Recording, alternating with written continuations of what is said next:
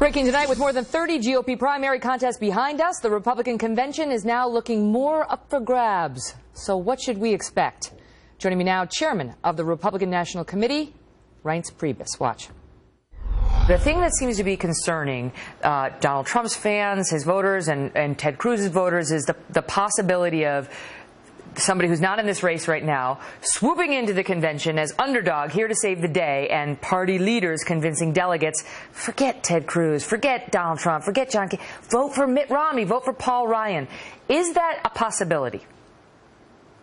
I would say this, as every kind of new element you insert into the hypothetical becomes more and more less likely. So, I mean, whether we're going to have an open convention or not is sort of where we're at. It's possible that Ted Cruz or Donald Trump can get to the majority of bound delegates before the convention, but now inserting all of these other wrinkles, each wrinkle comes with a lesser degree of certainty. So, you know, 100 years ago, 150 years ago, what happened was people ran in the individual states for delegate. They became the voting delegates at a convention. They came unbound. They voted for who they wanted to, just like you would if you voted for the president of the Kiwanis Club or the NRA. As long as you were a member and you were a voting member, you voted. Well, somewhere along the line, people decided to, why don't we expand the participation in this process? And we'll have primaries and caucuses and conventions. And those delegates now will come, but we'll tie their hands on one vote. And we'll say, on the first vote, you have to follow what your state does. But then on the second and third vote and thereafter, you can do what you want. That's really, in a nutshell, what we have at a convention. Now, it's more complicated than that, but that's basically what it is. So the bottom line is, if no candidate has 1237 going into the convention, and they take a first vote and nobody's got the majority, then they go to the second vote, and it truly is a free-for-all at that point. At that point, any one of those guys who's on the ballot, and technically another name could be submitted.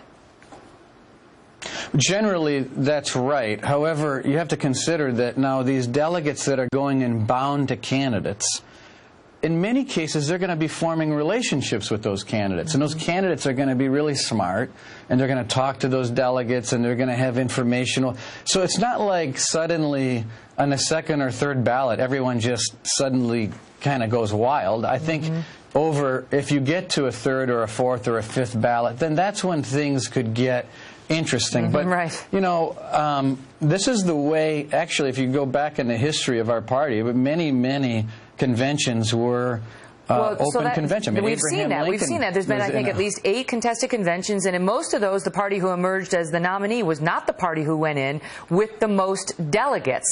So that's my question to you, is I know that the party, and you said, we will support the nominee, whoever that nominee is. But let's take a step before that, and let me ask you whether you believe the person who has the most delegates going into the convention, even if it's not a majority, must wind up the nominee.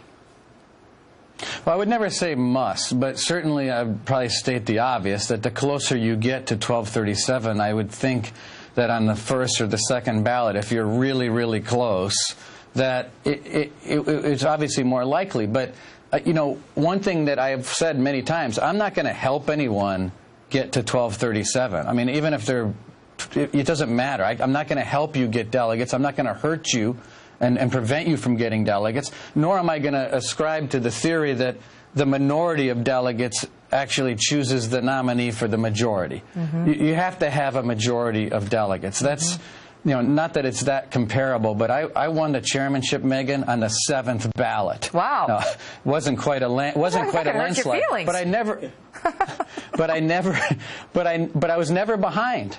But no one came to me and said, well, third ballot, you got it, you're ahead. No, you have to hit the majority. Majority, you know, democracy's a pretty special thing, and we're going to follow it, and it's going to be incumbent upon me to be overly transparent in everything that we do. I got to go. So quick last question and answer.